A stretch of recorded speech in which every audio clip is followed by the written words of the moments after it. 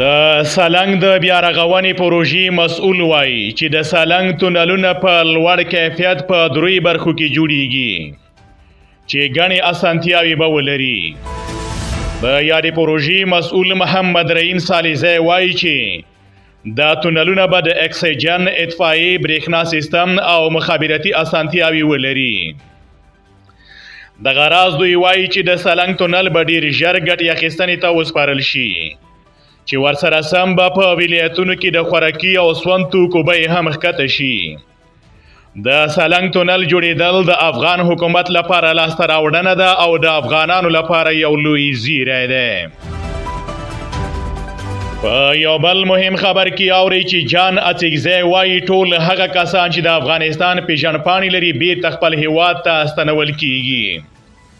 د بلوچستان د اطلاعاتو لنډمهال وزیر جان اڅکزي په خپل ایکس پاڼه لیکلي چې دا د امنیتي ګواښونو وروستي زیاتوالي ته د رسیدو لپاره یو اړین ګام دی.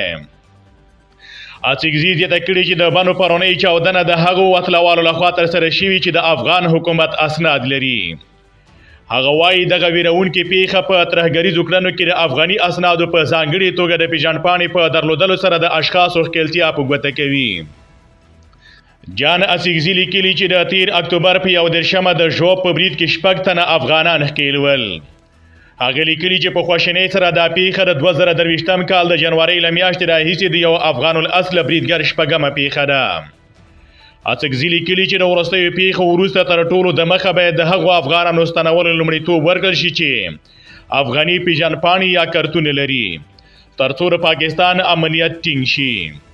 تر دې وړاندې هم پاکستاني چارواکو ویلي وو چې دغه هیواد په تاوتریخوالي کې افغانان ښکیل دي، خو دا هغه څرګندونې دي چې د افغانستان د اسلامي اماراتو حکومت تل په کلکه رد کړي دي.